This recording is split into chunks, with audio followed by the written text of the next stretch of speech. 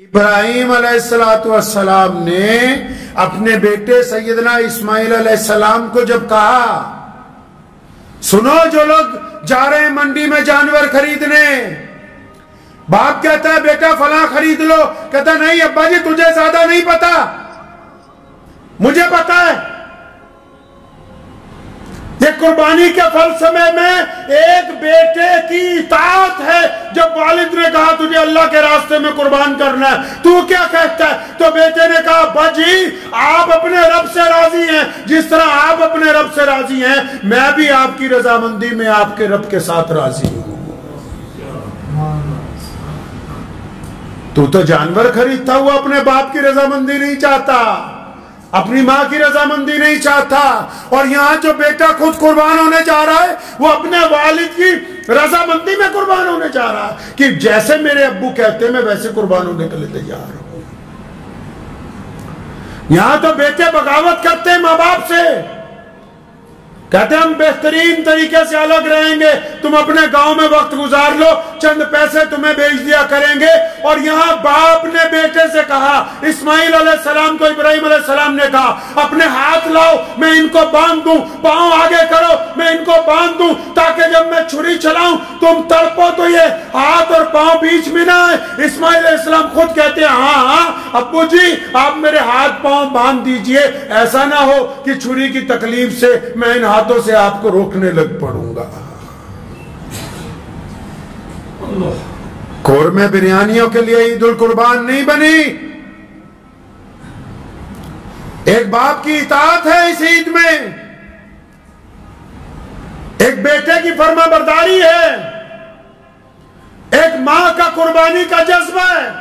شیطان نے باہر جا کے کہا وہ تمہارا میاں جا رہا ہے تیرے بیٹے کو اللہ کے راستے میں ذبح کرنے کے لیے، روک لے، بار بار شیطان کو بھگایا، فرمایا بھاگ جا، ہم تو اپنے رب کی رضا کے اندر راضی ہیں۔ آج ایسے بیٹے کہاں سے لاؤ گے جو کہتے ہیں ہم باپ کی رضامندی میں راضی ہیں؟ ایسی مائیں کہاں سے لاؤ جو کہتے ہیں کہ ہمارے بیٹے قربان ہو جائیں؟ آج تو مائیں کہتی ہیں بیٹا اگر نماز نہیں پڑھی تو کوئی بات نہیں، سو جا آرام کر پھر کل کو پڑھ لینا۔ کس نے کہا کہ صرف گوشت کھانے کی عید ہے؟ وہ کون سا فلسفہ ہے؟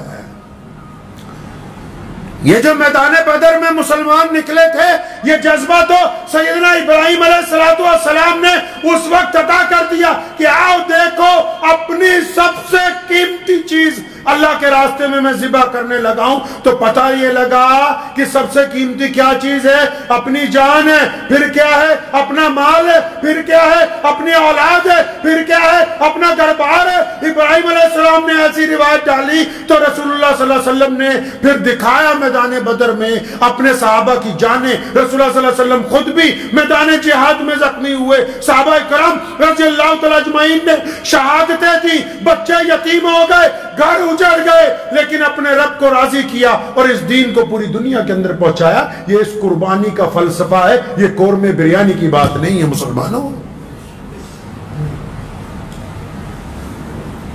یہ کہا کس نے کہ عید الاضحیٰ کو بقرہ عید کہہ دو؟ کس بدبخت نے یہ کہا؟ ابراہیم علیہ السلام جس جذبے کو لے کے نکلے اس جذبے کی وجہ سے یہ جب بھارت میں انگریز نے مسلط ہو گیا، جگہ جگہ انگریز نے قبضہ کر لیا، اور پھر جتنے مسلمانوں نے قربانیاں دی ہیں، جیلیں کاٹی ہیں، پھانسی کے پھندوں کو چوما، یہ جذبہ ہمیں دیا کس نے؟ یہ سنت ابراہیم علیہ السلام تھی جس نے ہمیں یہ سمجھایا کہ آؤ اب وقت آ گیا کہ تم اپنے وطن کے لیے قربانی دے دو، جاؤ ان پھانسی کے پھندوں کو چوم لو تاکہ اس ملک کو آزاد کرایا جا سکے۔ آپ نے کیا سمجھا کہ صرف عید کا دن جانور ذبح کرنے کا دن ہے؟ جانور تو اس لیے ذبح کرتے ہیں کہ ہمارے قیمتی مال میں سے وہ چیز ہے، اور اللہ تبارک و تعالیٰ نے پھر کیا کیا؟ جب اسماعیل علیہ السلام کے گلے پر دیکھو، جب کوئی سچی نیت سے قربانی کرنے جاتا ہے تو بنتا کیا ہے؟ ابراہیم علیہ السلام نے بالکل اپنی خالص نیت سے جب چھری پھیری अल्लाह तबारक व तआला का हुक्म आ गया, जिब्राइल अलैहिस्सलाम को भेज दिया कि इस्माइल की गर्दन हटा के अलैहिस्सलाम की एक दुम्बे की गर्दन आगे पेश कर दी जाए और बता दो मेरे दोस्त को कि हमने तुम्हारी कुर्बानी को कबूल कर लिया है। अब जो लोग कुर्बानी कबूल करवाना चाहते हैं उनकी नीयत क्या है? पहले नीयत तो अच्छी होनी चाहिए ना जी, नीयत होनी चाहिए कि नहीं होनी चाहिए? बहुत सारे लोग लाखों रुपए का जानवर इसलिए खरीदते हैं कि मोहल्ले वाले कहें कि खां साहब ने, अंसारी साहब ने, मियां साहब ने, मलिक साहब ने, चौधरी साहब ने तो कमाल कर दिया, इतने लाख का जानवर खरीद के लाए। बहुतों की तो आना फंसी हुई है, और ये मैं करता है ना जानवर, ईद वाले दिन मैं ही की तो कुर्बानी दी जाती है।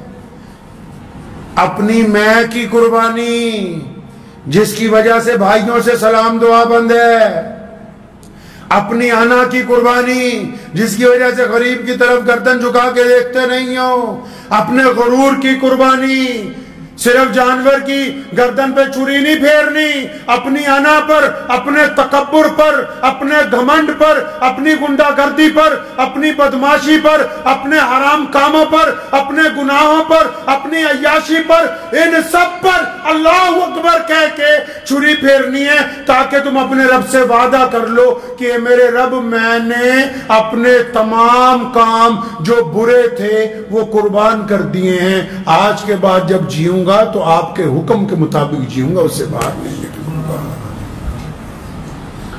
अगर आप अल्लाह के हुक्म के मुताबिक नहीं जी सकते और सिर्फ यही समझते हैं कि ईद का मतलब जानवर कुर्बान करना है, तो फिर अभी आप उस फलसफे को समझे नहीं जो सैयदना इब्राहीम अलैहिस्सलाम ने अता फरमाया। तो अच्छी तरह इस बात को समझ लें कि कुर्बानी नीयतों के ऊपर पहले है। अपनी नीयत को पाक कर ले बिल्कुल कुर्बानी करने से पहले, और जिन पर कुर्बानी वाजिब है वो भी अच्छी तरह इस बात को समझ लें, अपनी नीयत को भी पाक करना है और कुर्बानी रसूलुल्लाह सल्लल्लाहु अलैहि वसल्लम की सुन्नत के मुताबिक करनी है, जैसे रसूलुल्लाह सल्लल्लाहु अलैहि वसल्लम ने की है, जिस तरह नबी अलैहिस्सलातु वस्सलाम चाहते हैं। और जिन पर कुर्बानी वाजिब नहीं है वो एड़ियां उठा के पंगा ना लें। सैयदना अबू बकर सिद्दीक रज़ी अल्लाह ताला अन्हु खलीफतुल मुस्लिमीन है, बेइंतहा दौलत के मालिक थे, सारा माल अल्लाह के रास्ते में कुर्बान कर दिया, खलीफा बने। ऐसा वक्त भी आया कि कुछ माल नहीं था, कई साल गुजर गए, कुर्बानी नहीं की, तो फिर क्या हो गया? कुर्बानी नहीं की। अगर माल अपने पास जायज हो, अगर माल अपने पास कमाया हुआ हो, तभी उसकी कुर्बानी की जाएगी। उधार लेकर कुर्बानी के जानवर नहीं खरीदा जाता है। मुझे उम्मीद है कि आपको ये वीडियो पसंद आई होगी। अगर पसंद आई हो तो ये आप अपने दोस्तों के साथ शेयर करें और इस चैनल को सब्सक्राइब जरूर करें।